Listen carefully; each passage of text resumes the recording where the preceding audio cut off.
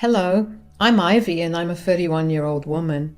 I've been married to my husband Mark for about 6 years now.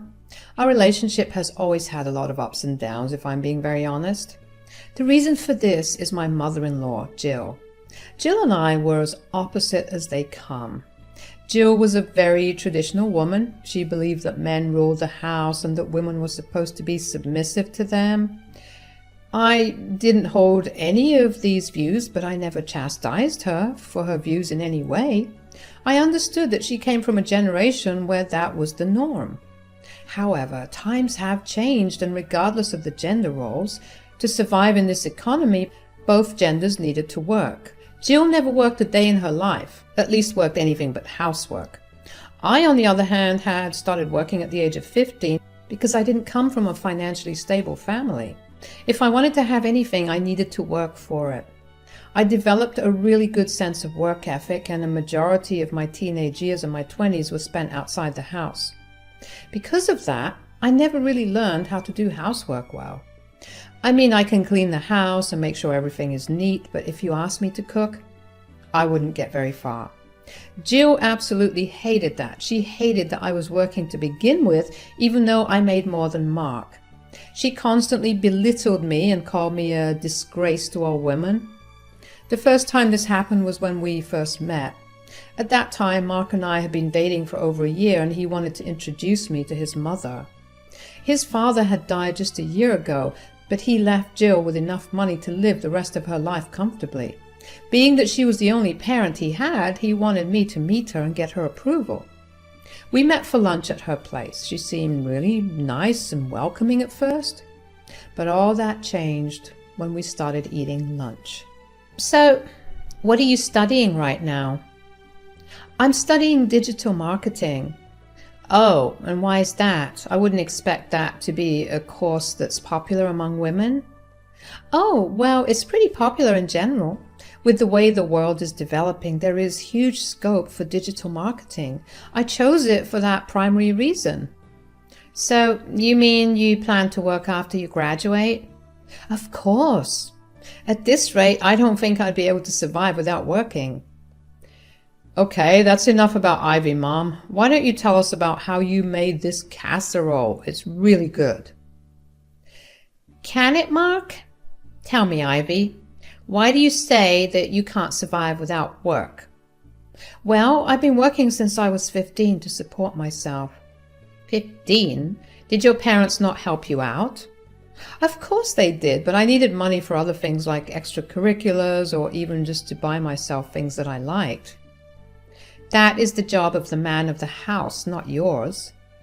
Well, both my parents worked really hard to make sure I had food and a roof over my head. I didn't want to burden them even more. It's a good thing, though. I know how the corporate world works, and I have a pretty stellar work ethic. That's disgusting. Excuse me? Women are not supposed to work. I tried to ignore the fact that you showed up in jeans because I hoped you were more feminine than that, but this I can't tolerate. What's so wrong about working? If I didn't work, I wouldn't be able to get an education. What does education matter when you have to take care of your house and kids once you marry Mark? Okay, that's enough, Mom. You either stop talking or Ivy and I are leaving. I remember being so appalled at Jill's ideologies. After that, lunch was pretty much ruined. Jill kept glaring at me and would not even look at me. Mark tried his best to lift the mood up, but Jill would not budge. After we left her place, which she insisted on me doing, by the way, Mark apologized a lot for his mother's views. He told me that that was how she was raised, and his dad was a man who believed in those views as well. The only thing I could think about how lucky Mark was to have been born a man, because if he was a girl, Lord knows he would have had hell to deal with. Of course, I didn't interact much with Jill after that. Even if I did try, she refused to acknowledge me. She would even frequently text Mark, telling him that he deserved someone who would submit herself to him and not some pansy who barely stayed home. Her digs hurt a lot, but I eventually learned to ignore them. I knew that her hatred stemmed from her lack of experience and knowledge, and maybe she was resentful that I was living the kind of life that she was never able to. I tried my best to be patient with her, but after Mark and I moved into our own place after graduating, Jill would drop in unannounced a lot. She would literally come over right after Mark and I would get back home from work just to insult me. She would call me a disgrace for not having a hot meal prepared for her tired son who worked long hours. I tried to defend myself by telling her that Mark and I worked the same number of hours, so there was no way that I could do everything she wanted me to do for him. She wouldn't listen, and eventually I stopped trying to defend myself to her. She would then walk around the apartment and pick apart everything that was wrong with it, from the interior design to its cleanliness. I dealt with it for a few weeks, but afterwards I had to put my foot down. I talked to Mark about it after Jill had come over that day and yelled at me for not recognizing that one of the bulbs in one of the lamps in our living room was dimmer than it used to be. Yes, she was that particular about things. I just can't take it anymore. I'm so sorry, Ivy. Your mother can't just waltz in every other day to berate me. Do you even know how much anxiety I've been experiencing this past few weeks? I've been having nightmares about it. I'm so sorry that you have to go through that. Sorry won't cut it, Mark. Well, what do you want me to do? There are a lot of things you can do. For starters, maybe tell your mother not to come over so often. You know I can't do that. I'm her son. Great. Then you go over to her place. You don't get to decide who comes here and who doesn't. I live here too. I'm not saying that your mother isn't welcome here. She's welcome here as long as she isn't going to insult and belittle me. Look, you know my mom has a lot of strong and strange opinions. I wish I could contradict her and tell her to stop, but she's too sensitive for that. You need to do something about it. Don't you see that I'm getting hurt because of it? You can't just watch your mother hurt and insult me for hours and get away by telling me sorry. Sorry isn't making me feel better. Okay, I'll tell her to stop coming over more often, but I need you to know that that won't stop her from coming over. I'm being herself. That's just who she is. I wasn't happy with that exactly, but Mark stuck to his word. I began to see Jill less frequently, and I could finally breathe in peace again. Although I will say that Jill seemed to hate me even more than she did before. I couldn't even bring myself to care about it. We spent a good few years without her interference. Mark still visited her a lot, but I kept my distance from her and instead just focused on my work. I got promotion after promotion, and Mark and I began to live very comfortably. When we were around 25, I got pregnant. At that point, our relationship wasn't at its best because Jill began interfering in our relationship once again. She kept telling Mark that I was emasculating him by being the one who earned more money, and it started getting to him. He began withdrawing himself from me and became very passive-aggressive. I was going to leave him, but the pregnancy changed things. I very well had the means to leave and never tell him a word, but I felt like that was the wrong thing to do. I still loved him very much, and he deserved to know that he was going to be a father. Surprisingly, Mark was really happy when he found out that he was going to be a dad. So happy, in fact, that he did an entire 180 with his personality. We became even closer as a couple. He began to stand up to Jill whenever she said anything against me. Although her insults stopped when she found out I was pregnant because she believed that pregnancy was me fulfilling my role as a woman, not to mention she thought that it meant I would stop working. I didn't have the heart to tell her that it wasn't going to be the case, mostly because I didn't want to be pregnant and deal with her hatred towards me. Mark and I decided to get married at a very small and intimate wedding where all our guests were only our closest friends and family members. A few months after getting married, we had our son. Mark began to distance himself from Jill after the birth of our son. He took his role as a father very seriously. He had no time to be with Jill, although he still did talk to her every day on the phone and visited her once every other week. Jill was fine with it and even accepted that this was all part of the process of her son growing into adulthood. What she did lose her mind over was my returning to work after 1 year of my son being born. My company was very progressive, and I got paid maternity leave for however long I needed. Once my baby was weaned and able to be away from me for extended periods, we put him into daycare. Jill would call and text me every day to tell me that not only was I an awful wife, but I was also a horrible mother. She even tried to call CPS on me once, but that matter was very quickly resolved, although Jill did get a stern warning for false reports. After that, a switch flipped in Mark. I guess nearly having his son taken away because of his mother's prejudice rocked his world in the worst way possible. Mark and I had a lengthy discussion about Jill's behavior, and we decided that we did not want her to be a part of our lives anymore, at least until the foreseeable future. I was surprised that Mark was willing to take such a large step, but with what she said, there was no telling of what she could do in the future. We just wanted what was best for our son, so we went over to Jill's place the next evening after our huge discussion and told Jill about what we were planning on doing. "Oh, hey Mark, how are you doing?" "Look, Mom, we're just going to cut to the chase here." "Oh, no need for all that. Why don't you guys just come on in? Let me see my grandbaby." "No, don't act like you loved our son when you tried to have him taken away from us." "I only reported it because I didn't think Ivy was being a good enough mother." "If she wasn't being a good mother, I would have taken care of that myself. You have no right to interfere in our family." "I am a part of your family. If you were, you would have treated Ivy with the respect she deserves. Why don't you see how crazy it is for you to leave your baby with strangers? The decision to put our son in daycare was a decision we made together. It is not up for debate. And I get that you have an opinion about it, but I mean this most respectfully. I don't care. We know what's best for us, and I want you to stay out of it. This woman is brainwashing you into believing all this mumbo-jumbo. You know what your father would have done if he knew how you were raising your son?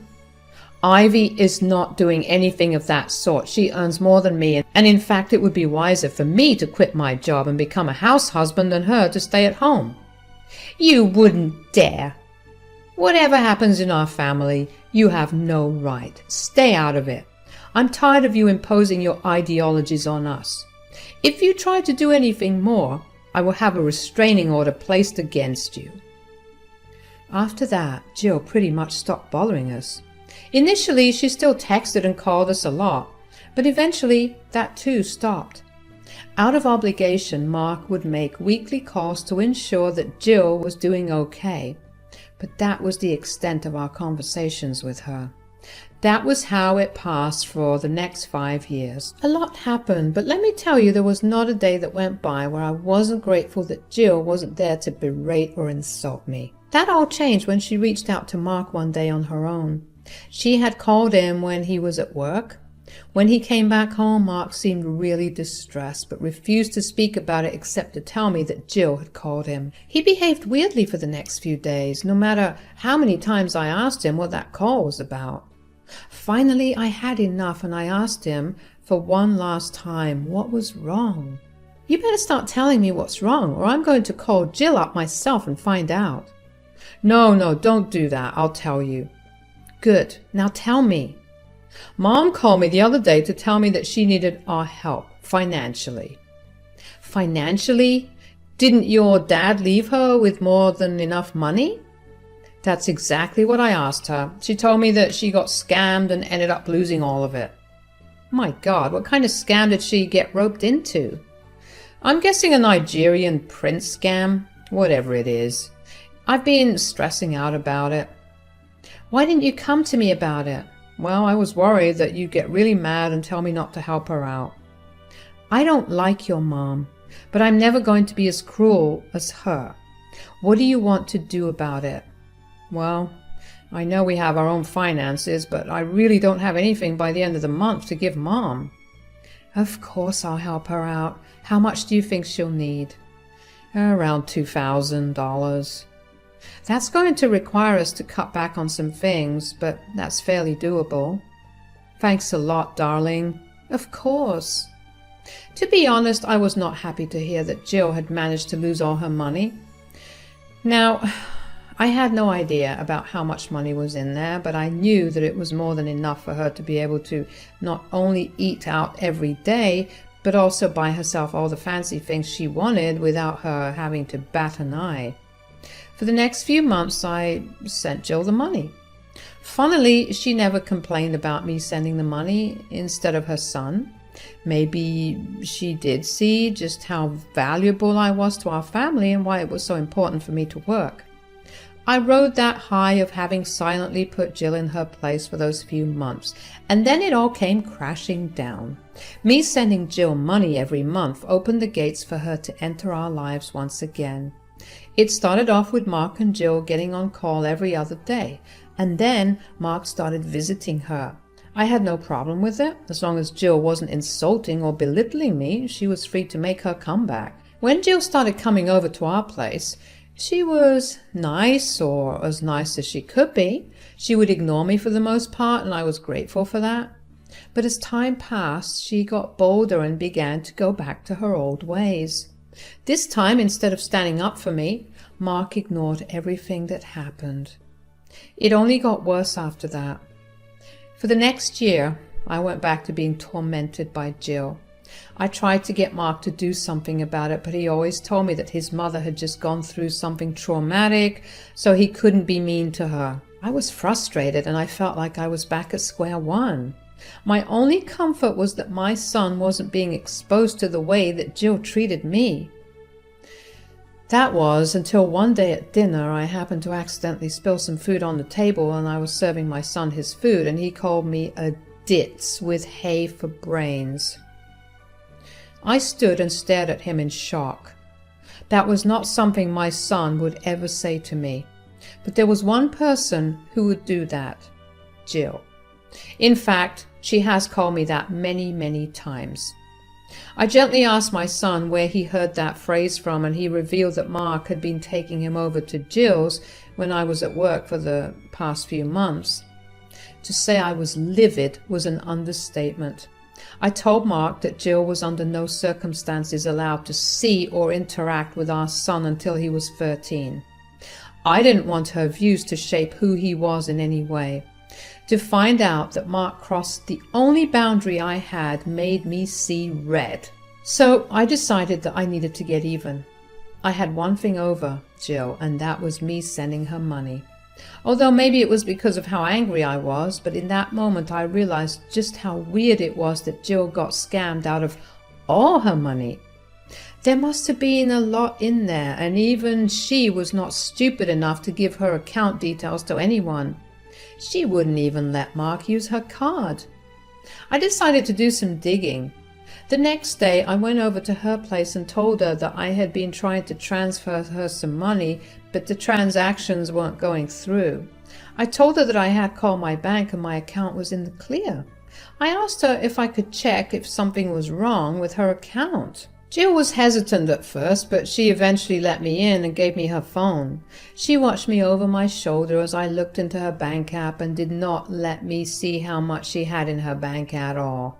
I went through the FAQ and troubleshooting options before I decided to give up and tell her that I'd just call her bank for her. I shut off Jill's phone and placed it on the table in front of me. Jill finally relaxed and even offered to get me something to drink herself. I accepted her offer, and while she was away, I unlocked her phone again. I knew her passcode, so all I needed was a few minutes with her away. I looked into her account, and she has well over $1 million in her account. I was shocked to see such a large number, and even more enraged at the fact that she had been lying for months just so she could come back and torment me. I set the phone back down to the way it was when she left and quickly made an excuse and left. I was fuming. I decided to not send her any money because she had no need for it.